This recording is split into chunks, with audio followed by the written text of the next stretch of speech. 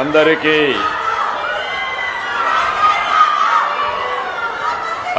నమస్కారాలు. గౌరవనీయులు ఉప ముఖ్యమంత్రి, జనసేన అధినేత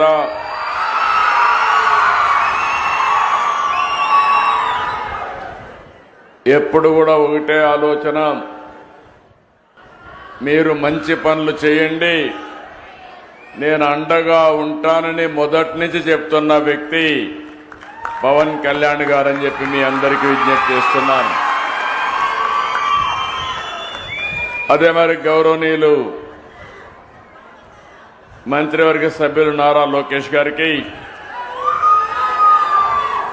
బీజేపీ రాష్ట్ర అధ్యక్షులు గౌరవనీయులు పివిఎన్ మాధవ్ గారికి, గౌరవ పార్లమెంట్ సభ్యులు కేశినేని శివనాథ్ గారికి, గౌరవ శాసనసభ్యులు బోండా ఉమామహేశ్వరరావు గారికి,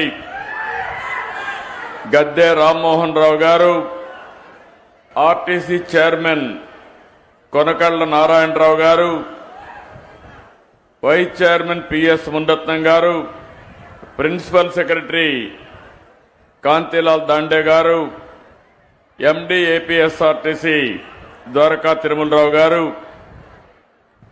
ఈరోజు ఈ కార్యక్రమంలో మా పక్కన కూర్చున్న ఆడబిడ్డలు శ్రీమతి ఉమా, శ్రీమతి రత్నవేణి, వీళ్ళిద్దరిని కూడా మీ అందరి తరపున ప్రతినిధులుగా ఉచిత ప్రయాణ సౌకర్యాన్ని ఏర్పాటు చేస్తున్నాం. కాబట్టి మొదటి లబ్ధిదారులుగా వారిని గుర్తించి వారిని గౌరవించామని చెప్పి నేను మీకు తెలియజేస్తున్నా.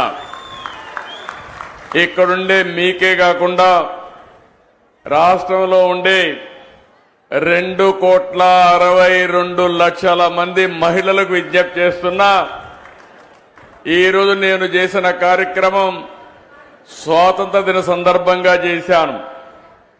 మీకు ఆర్థిక స్వాతంత్రం కల్పించడమే నేను ధ్యేయంగా పనిచేస్తున్నాం. నేను గాని, పవన్ కళ్యాణ్ గారు గాని, బీజేపీ గాని